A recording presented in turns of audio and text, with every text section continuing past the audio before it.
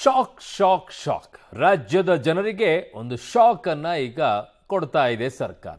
ಏನದು, ಯಾಕೆ ಹೆಜ್ಜೆಯನ್ನು ಇಡ್ತಾ ಇದೆಯೋ ಗೊತ್ತಿಲ್ಲ. ಆಹಾರ ಇಲಾಖೆಯಿಂದ ಈಗ ಜನತೆಗೆ ಶಾಕ್. ರಾಜ್ಯದ ಜನರೇ ಗಮನಿಸಿ ಗಮನಿಸಿ ಗಮನಿಸಿ. ಬಿಪಿಎಲ್ ಎಪಿಎಲ್ ಕಾರ್ಡ್ದಾರರಿಗೆ ಬಿಗ್ ಶಾಕ್. ಅದರ ಮೇಲ್ಗಡೆಗಿರೋರು ತಲೆ ಕೆಡಿಸ್ಬೇಕು. ಬಿಪಿಎಲ್ ಮತ್ತು ಎಪಿಎಲ್ ಕಾರ್ಡ್ದಾರರಿಗೆ ಬಿಗ್ ಶಾಕ್. ಆಧಾರ್ ಜೋಡಣೆಯಾಗದ ಕಾರ್ಡ್ಗಳನ್ನ ಅಮಾನತ್ತು ಮಾಡಲಾಗುತ್ತೆ. ತುಂಬಾ ಜನ ಆಧಾರ್ ಲಿಂಕ್ ಆದ ತಕ್ಷಣ ನಮ್ಮದು ಬಿಪಿಎಲ್ ಕಾರ್ಡ್ ಹೊರಟೋಗ್ಬಿಡುತ್ತೆ, ಎಪಿಎಲ್ಗೆ ಹಾಕ್ಬಿಡ್ತಾರೆ ನಮ್ಮನ್ನ ಅಂತ ಹೇಳ್ಬಿಟ್ಟು ಲಿಂಕೇ ಮಾಡಿಲ್ಲ. ಈಗ ನಿಮ್ಮ ಕಾರ್ಡೇ ಅಮಾನತ್ತಾಗತ್ತೆ. KYC ಮಾಡದಂತಹ ರೇಷನ್ ಕಾರ್ಡ್ ಅನ್ನು ಅಮಾನತ್ತು ಮಾಡಲಾಗುತ್ತೆ. 22 ಲಕ್ಷ ಎಪಿಎಲ್ ಬಿಪಿಎಲ್ ಕಾರ್ಡು ಅಮಾನತ್ತು. 60,000 ಬಿಪಿಎಲ್ ಕಾರ್ಡ್ಗಳು ಈಗ ಎಪಿಎಲ್ಗೆ ಶಿಫ್ಟ್ ಆಗಿವೆ. ಇನ್ನೂ ಕೂಡ ಆಗತ್ವೆ. ನಿಮ್ಮ ಆಧಾರ್ ಕಾರ್ಡನ್ನು ನೀವು ಲಿಂಕ್ ಮಾಡದೇ ಇದ್ರೆ ಅಮಾನತ್ತು ಮಾಡ್ತೀವಿ ಅಂತ ಹೇಳಿದ್ದಾರೆ ಸಚಿವರು. ಸೊ ಎಪಿಎಲ್ ರದ್ದಾದರೆ ಯಾವ ಸೌಲಭ್ಯ ಸಿಗಲ್ಲ. ನೋಡೋಣ ಏನು ಮಾಡ್ತಾರೆ. ಈಗ ಎಪಿಎಲ್ ರದ್ದಾದರೆ ಗೃಹಲಕ್ಷ್ಮಿ ಯೋಜನೆಯ ಹಣ ಸಿಗಲ್ಲ. ಕಾರಣ ಅದನ್ನು ಬಿಪಿಎಲ್ ಮತ್ತು ಎಪಿಎಲ್ನವರೆಗೂ ಕೂಡ ಇಟ್ಟಿದ್ದಾರೆ. ಸೊ ಗೃಹಲಕ್ಷ್ಮಿ ಯೋಜನೆ ನಿಮಗೆ ಹಣ ಸಿಗಲ್ಲ. ರಿಯಾಯಿತಿ ದರದಲ್ಲಿ ಅಕ್ಕಿ ಸಿಗಲ್ಲ.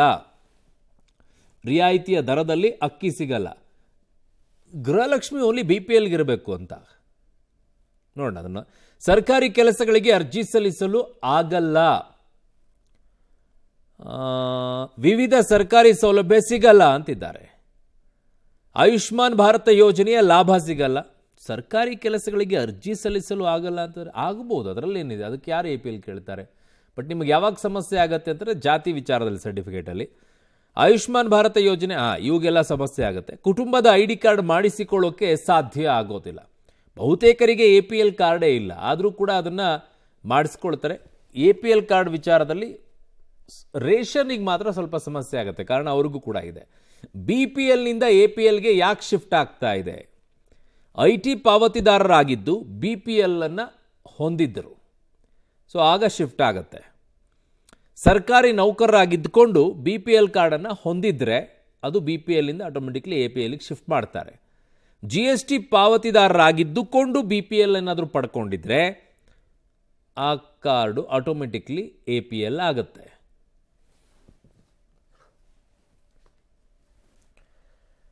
ನಾವು ಈ ವಿಚಾರದಲ್ಲಿ ರದ್ದು ಮಾಡಿಲ್ಲ, ಪರಿಷ್ಕರಣೆ ಆಗ್ತಾ ಇದೆ. ಆಗಬೇಕು. ಬಿಪಿಎಲ್ ಕಾರ್ಡ್ ಪರಿಷ್ಕರಣೆ ಆಗಲೇಬೇಕು. ಆ ಹೆಜ್ಜೆಯನ್ನು ಇಡಿ ಸರ್, ಏನಾದರೂ ಆಗಲಿ ಅದು. ಮನೆ ಮುನಿಯಪ್ಪನವರೇ ಸಚಿವರು ಪಬ್ಲಿಕ್ ಟಿವಿಗೆ ಆಹಾರ ಸಚಿವ KH ಮುನಿಯಪ್ಪನವರು ಸ್ಪಷ್ಟನೆಯನ್ನ ಕೊಟ್ಟಿದ್ದಾರೆ. IT ಪಾವತಿದಾರರು ಅನರ್ಹರನ್ನ ಎಪಿಎಲ್ನಿಂದ ಬಿಪಿಎಲ್ಗೆ ತರ್ತೀವಿ. ಆರೋಗ್ಯಕ್ಕೆ ಸಂಬಂಧಪಟ್ಟಂತೆ ಎಪಿಎಲ್ ಆಗಲಿ ಬಿಪಿಎಲ್ ಆಗಲಿ 1 ವಾರದಲ್ಲಿ ನೀಡ್ತೀವಿ ಅಂತಂದಿದ್ದಾರೆ. ಎಪಿಎಲ್ಗೆ ಡಿಮ್ಯಾಂಡ್ ಕಡಿಮೆ ಇದೆ ಅಂತ ಮುನಿಯಪ್ಪನವರು ಹೇಳಿದ್ದಾರೆ. ಸೊ IT ಪಾವತಿ ಮಾಡಿದರೆ ಅಂಥವ್ರನ್ನೆಲ್ಲ ಈಗ ಬಿಪಿಎಲ್ನಿಂದ ಎಪಿಎಲ್ಗೆ ತಂದಿಡ್ತಾರೆ. ಅವ್ರನ್ನ ಎಪಿಎಲ್ ಕಾರ್ಡ್ದಾರರಿಗೆ ರಾಜ್ಯ ಸರ್ಕಾರ ಶಾಕ್ ಕೊಟ್ಟಿದೆ. ರೇಷನ್ ಕಾರ್ಡ್ಗಳಿಗೆ KYC ಯಾರು ನೋಂದಣಿಯನ್ನು ಲಿಂಕ್ ಮಾಡಿಲ್ಲ ಅಂತಹ ಕಾರ್ಡ್ಗಳನ್ನು ರದ್ದು ಮಾಡೋದಕ್ಕೆ ಇದೀಗ ಆಹಾರ ಇಲಾಖೆ ಕೂಡ ಮುಂದಾಗಿದೆ. ಖುದ್ದು ಸಚಿವರನ್ನೇ ಮಾತನಾಡಿಸ್ತಾ ಹೋಗೋಣ. ಸರ್, ಈಗ ಎಪಿಎಲ್ ಕಾರ್ಡ್ದಾರರಿಗೆ ಒಂದು ರೀತಿಯಲ್ಲಿ ಶಾಕಿಗೆ ಒಳಗಾಗಿದ್ದಾರೆ. ಎಷ್ಟು ಕಾರ್ಡ್ಗಳು ಈಗ ರದ್ದಾಗಿದೆ, ಏನು ಹೇಳುತ್ತೆ? ಎಪಿಎಲ್ ಕಾರ್ಡನ್ನು ರದ್ದು ಮಾಡಿಲ್ಲ. ಒಂದನೇದು, ಈ ಸರ್ಕಾರ ಬಂದ ಮೇಲೆ ಎಪಿಎಲ್ ಕಾರ್ಡ್ಗೆ ಕೊಡ್ತಾ ಇಲ್ಲ. ಮೊದಲು 3-4-5 ತಿಂಗಳು OMSS ಸ್ಕೀಮಲ್ಲಿ ಅಕ್ಕಿ ಪರ್ಚೇಸ್ ಮಾಡಿ ಒಬ್ಬ ವ್ಯಕ್ತಿಗೆ 10 kg ಅಕ್ಕಿ 15 ರೂಪಾಯಿ ದರದಲ್ಲಿ ಸಬ್ಸಿಡಿಯಲ್ಲಿ ಕೊಡ್ತಾ ಇದ್ವಿ. ಆ ಸ್ಕೀಮು 4-5 ತಿಂಗಳು ನಮ್ಮ ಸರ್ಕಾರ ಬಂದ ಮೇಲೆ ನಡೆತು. ಅದಾದ ಮೇಲೆ ಈ ಯೋಜನೆಯನ್ನು ನಾವು ಈ ಎಪಿಎಲ್ ಕಾರ್ಡನ್ನು ಕೊಡೋದನ್ನು ನಿಲ್ಲಿಸಿದ್ದೇವೆ. ಆದರೆ ಎಪಿಎಲ್ ಕಾರ್ಡು ಬಿಪಿಎಲ್ ಕಾರ್ಡ್ ಬಗ್ಗೆ ಡೀಟೇಲ್ ಆಗಿ ಪರಿಷ್ಕರಣೆ ನಡೀತಾ ಇದೆ. ಆ ಪರಿಷ್ಕರಣೆಯಲ್ಲಿ ಯಾರು ಇನ್ಕಮ್ ಟ್ಯಾಕ್ಸ್ ಪೇ ಇರ್ತಾರೆ, ಯಾರು ಅನರ್ಹರಿರ್ತಾರೆ ಅವರನ್ನು ಎಪಿಎಲ್ ಕಾರ್ಡ್ಗೆ ತರ್ತೀವಿ. ಅರ್ಹರು ಬಿಪಿಎಲ್ ಕಾರ್ಡಲ್ಲಿ ಮುಂದುವರಿತಾರೆ.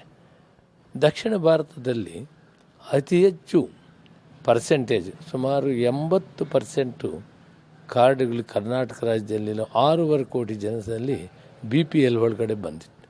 ರಾಜಕೀಯವಾಗಿ ಕಾರಣಾಂತರಗಳಿಂದ ನಮ್ಮ ಸರ್ಕಾರ ಆಗಲಿ ಹಿಂದಿದ್ದ ಸರ್ಕಾರಗಳಾಗಲಿ ಇದನ್ನು ಸರಿಯಾಗಿ ವಿಚಾರ ವಿನಿಮಯ ಮಾಡಿಲ್ಲ. 5 ಗೈಡ್ಲೈನ್ಸ್ ಇದೆ.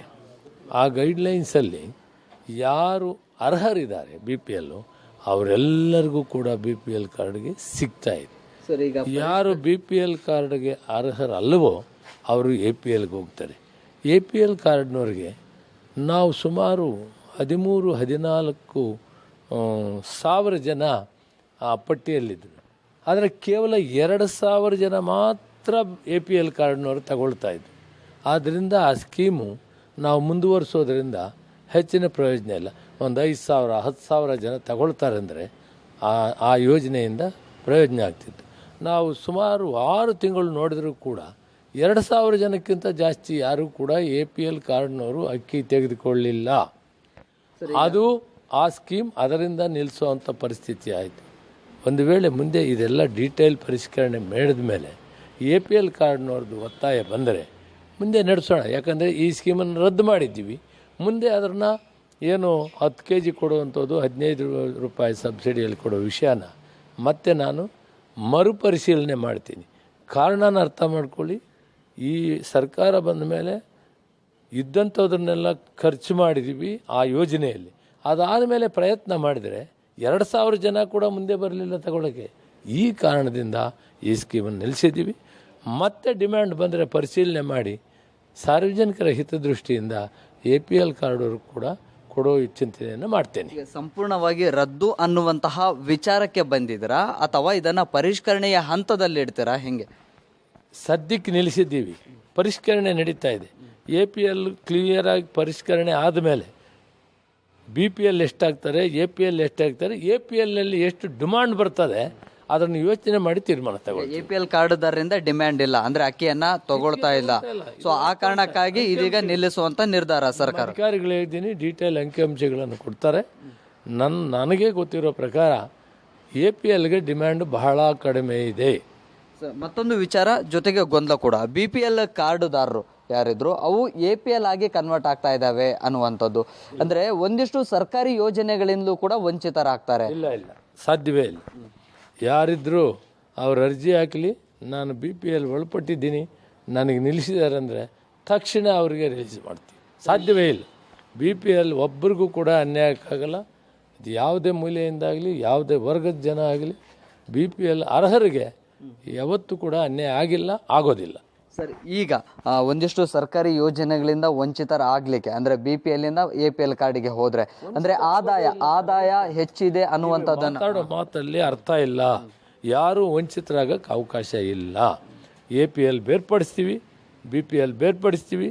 BPLಗೆ ಯಾರಿಗಾದರೂ ನಾವು APLಗೆ ಹೋಗಿದ್ದೆ ನಮ್ಮ ಕಾರ್ಡ್ ಅಂತ ಏನಾದರೂ ಹಾಗಿದ್ದರೆ ತಕ್ಷಣ ಅಧಿಕಾರಿಗಳಿಗೆ ಸೂಚನೆ ಕೊಟ್ಟು ಅವರು ಇನ್ಸ್ಪೆಕ್ಷನ್ ಮಾಡ್ತಾರೆ. ಅವರು BPL ಅರ್ಹತೆ ಇದ್ರೆ ತಕ್ಷಣ ಅವ್ರು. ಸುಮಾರು ಜನರದ್ದು BPL ಕಾರ್ಡ್ಗಳು ರದ್ದಾಗಿದ್ದಾವೆ ಸರ್. ಇಷ್ಟು ದಿನ BPL ಕಾರ್ಡಲ್ಲೇ ಸರ್ಕಾರದ ಯೋಜನೆಗಳನ್ನ ಪಡಿತಾ ಇದ್ರು. ಈಗ ಒಂದಿಷ್ಟು ಅಧಿಕಾರಿಗಳು ಪರಿಶೀಲನೆಯನ್ನ ನಡೆಸಿದ್ರು. ಆದಾಯದ ಬಗ್ಗೆ ಕಂಪ್ಲೇಂಟ್ ಬಂದಿದೆ. ಅದನ್ನು ನಾವು ಪಾನ್ ಕಾರ್ಡ್ ವಿಷಯದಲ್ಲಿ ಸ್ವಲ್ಪ ಲೋಪದೋಷಗಳಿದೆ ಅಂತ ನಮ್ಗೆ ಕಂಡು ಬಂದಿದೆ. ಅದರಲ್ಲಿ ಯಾರಾದ್ರೂ ಕೂಡ ಇನ್ಕಮ್ ಟ್ಯಾಕ್ಸ್ ಒಳಪಡೋದಿಲ್ಲ, ಅವರು BPLಗೆ ಅರ್ಹರಾಗಿದ್ದಾರೆ ಅಂದರೆ ತಕ್ಷಣ ಅವ್ರು ಕೊಡುವಂಥ ಪರಿಷ್ಕರಣೆಯೂ ಕೂಡ ನಡೀತಾರೆ. ಈಗ ಒಂದಿಷ್ಟು ಲೋಪದೋಷ ಆಗಿದೆ ಅಂತ ಹೇಳ್ತಾ ಇದ್ರಿ. ಆ ಲೋಪದೋಷಕ್ಕೆ ಒಳಗಾದಂತಹ ಕಾರ್ಡ್ದಾರರು ಏನಿದ್ದಾರೆ ಈಗ ಅವರು ದೋಷ ಎಲ್ಲಿದೆ? ನಮ್ಮದಲ್ಲ. ಪಾನ್ ಕಾರ್ಡ್ ಇಶ್ಯೂ ಮಾಡ್ತಾರೆ, ಅವ್ರೇನು ಮಾಡ್ತಾರೆ, ಟ್ಯಾಕ್ಸ್ ಕಟ್ಟಿರ್ತಾರೆ. ಆ ಟ್ಯಾಕ್ಸ್ ಕಟ್ಟಿದ್ರೆ ಇನ್ಕಮ್ ಟ್ಯಾಕ್ಸು ಅಂತ ಅದನ್ನು ತೀರ್ಮಾನ ತಗೊಂಡಿರ್ತಾರೆ. ಅದರ ಬಗ್ಗೆ ನಾವೇನು ಮಾಡ್ತೀವಿ, ಇಲ್ಲಿ ಕೆಲವು ಕಡೆ ಕಂಪ್ಲೇಂಟ್ ಬಂತು, ಪಾನ್ ಕಾರ್ಡು ಇಲ್ಲ, ನಾವು ಪೆನಾಲ್ಟಿ ಯಾವುದೋ ಕಟ್ಟಿದ್ದೀವಿ ಬಿಟ್ಟರೆ ಇನ್ಕಮ್ ಟ್ಯಾಕ್ಸ್ ನಾವು ಬರೋಲ್ಲ ಅಂತ ಅರ್ಜಿ ಬಂದ ತಕ್ಷಣ ಅದನ್ನು ಪರಿಷ್ಕರಣೆ ಮಾಡಿ ಅವ್ರು ಕೊಡ್ತಾ ಇದ್ದೀವಿ. ಸರ್, ಈಗ ಆಧಾರು ಪ್ಯಾನ್ ಎರಡು ಕೂಡ ಜೋಡಣೆ ಆದಂತಹ ಕಾರ್ಡ್ದಾರರು ಇದ್ರೂ ಕೂಡ BPL ಇಂದ ಹೊರಗಡೆ ಬಂದಿದ್ದಾರೆ. ಸೊ ಅವರಿಗೆ ಆರೋಗ್ಯ ಸೇವೆಗಳು ಸಿಗ್ತಾ ಇಲ್ಲ. ಜೊತೆಗೆ ಸರ್ಕಾರದ ಒಂದಿಷ್ಟು ಯೋಜನೆಗಳು, ಗೃಹಲಕ್ಷ್ಮಿ ದುಡ್ಡು ಆಗಿರ್ಬೋದು ಅಥವಾ ಬೇರೆ ಬೇರೆ ಯೋಜನೆಗಳದ್ದು ಕೂಡ ಸಿಗ್ತಾ ಇಲ್ಲ. ಆರೋಗ್ಯಕ್ಕೆ ಸಂಬಂಧಪಟ್ಟ APL ಆಗಲಿ BPL ಆಗಲಿ ಅವರೆಲ್ಲರಿಗೂ ಕೂಡ ತಕ್ಷಣ ಕಾರ್ಡನ್ನು ಇಶ್ಯೂ ಮಾಡ್ತೀವಿ. ಯಾರಾದರೂ ಆರೋಗ್ಯದ ವಿಷಯದಲ್ಲಿ ಕೊಟ್ಟರೆ ಅವ್ರಿಗೆ 1 ವಾರದಲ್ಲಿ ಕಾರ್ಡ್ ಕೊಡ್ತೀವಿ. ಸರ್, ಈಗ BPL ಕಾರ್ಡುದಾರರುಗಳು ಕೂಡ ಸರ್ ಯಾರು ಆದಾಯಕ್ಕೆ ಹೆಚ್ಚು ಇದ್ದಾರೆ, ಸೊ ಅಂತಹ ಕಾರ್ಡ್ಗಳನ್ನು ಹೋಲ್ಡ್ ಮಾಡಬೇಕು ಅಥವಾ ಅದಕ್ಕೆ APLಗೆ ವರ್ಗಾಯಿಸಬೇಕು ಅನ್ನೋಂಥ ಚಿಂತನೆ ಇತ್ತು. ಈವರೆಗೆ ಎಷ್ಟು ಕಾರ್ಡ್ಗಳು BPL ಇಂದ APL? ಮಾಹಿತಿ ಆಮೇಲೆ ಕೊಡ್ತೀನಿ, ಕರೆಕ್ಟಾಗಿ ಕೊಡ್ತೀನಿ. ನಾನು ಮತ್ತೆ ನಿಮ್ಮನ್ನೆಲ್ಲ ಮಾತಾಡ್ತೀನಿ.